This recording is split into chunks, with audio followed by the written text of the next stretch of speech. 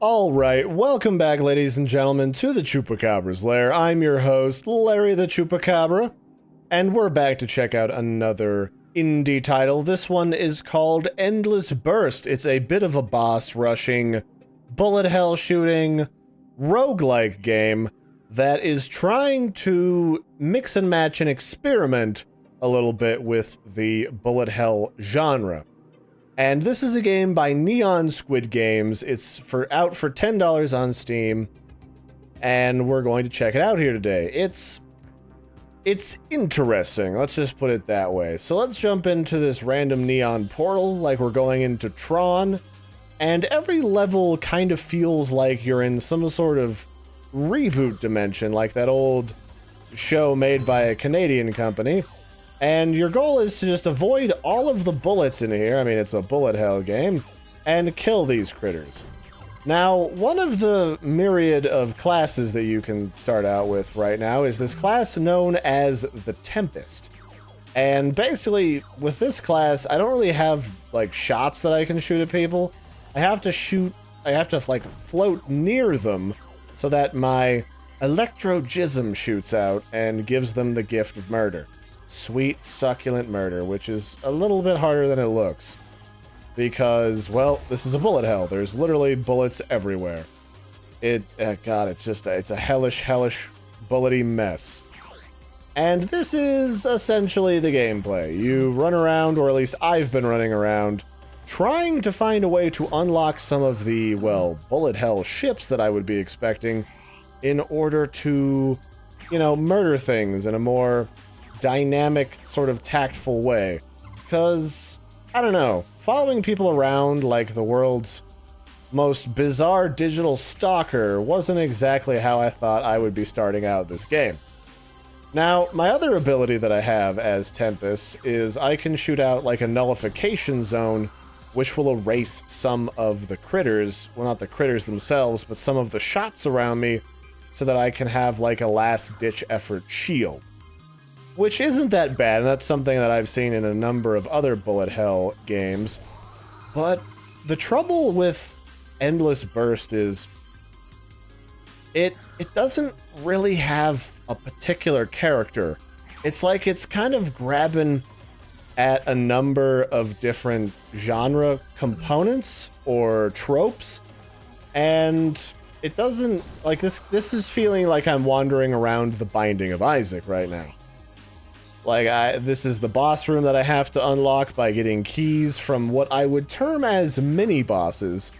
And I'm not really given a lot of information as to, like, what I'm doing here. Am I an antiviral piece of software? Or, like, the only real information that you get is this guide, and it tells you how to play. And that's about it. And it tells you what the mission modes are. There's the mission game mode, which is more progressive. You progress through the levels. There's the boss rush game mode where you're just fighting a bunch of bosses, and then you've got the custom challenges, which pit you against specific types of enemies and bosses therein. This one is a little mini-boss, and, oh, this dude is just an ass and a half. Okay, alright.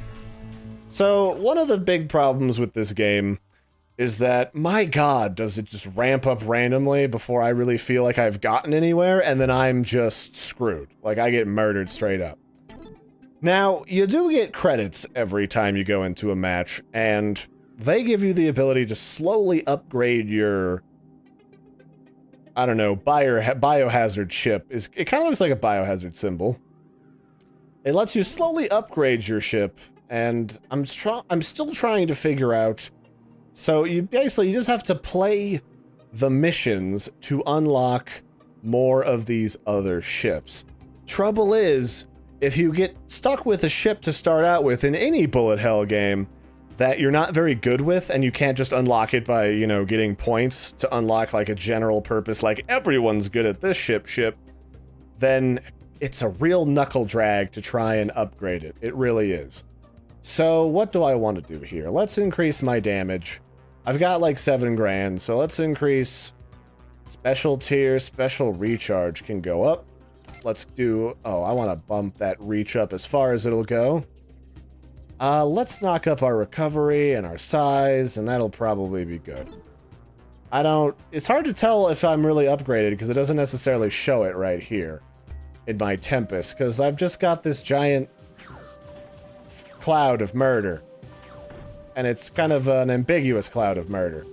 Now, I do like my murder clouds ambiguous. That's the best kind, especially when you're trying to hunt down Matthew McConaughey inside of a horror movie produced by Sci-Fi on a shoestring budget, because, you know, that's just what Sci-Fi does. They just grab a couple of the interns and they go play with some special effects straight out of the 90s. But I mean, I think the problem this game has is it ramps up too quickly. It doesn't give you really the choice of starting class so that you can, like, I know I like sniping from a distance, or maybe I like missiles or something. Like, I feel like you're not given enough options at the start here. So it just kind of throws you into this maelstrom of crap, and then this thing just appears and just starts shitting everywhere. And that was just ridiculous, is what that thing was. Like, that was just suddenly murder. Just prepare yourself.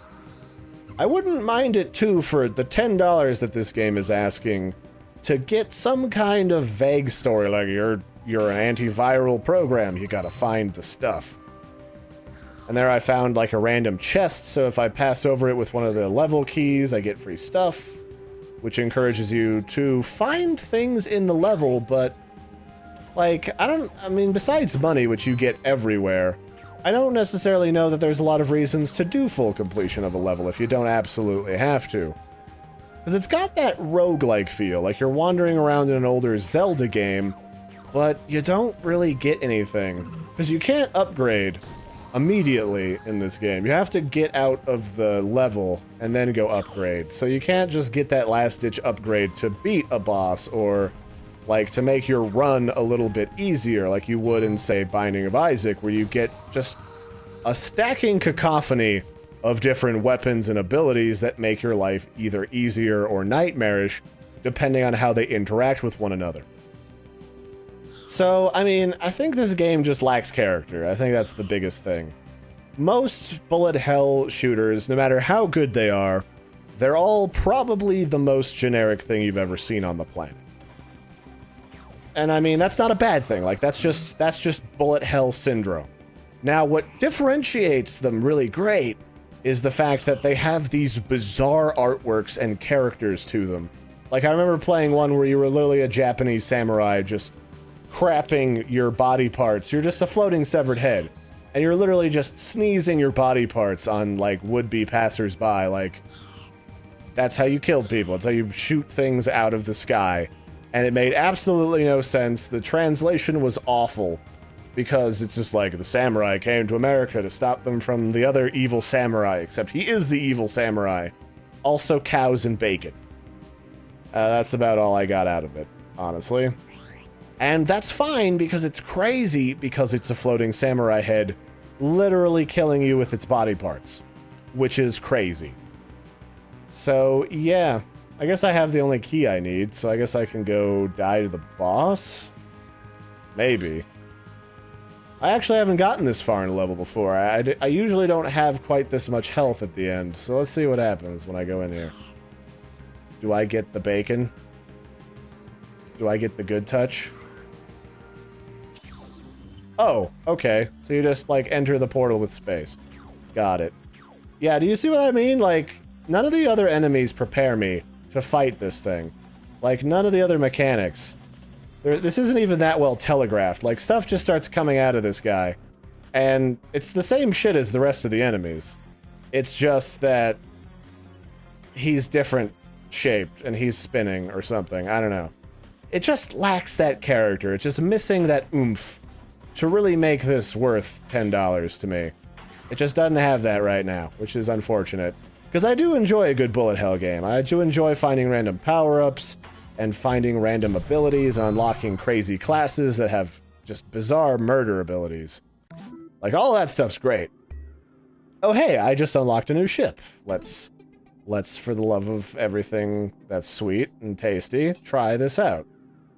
So, okay, I guess we attain our power-ups for this to some extent. Let's just increase projectile frequency and damage, and that's probably good.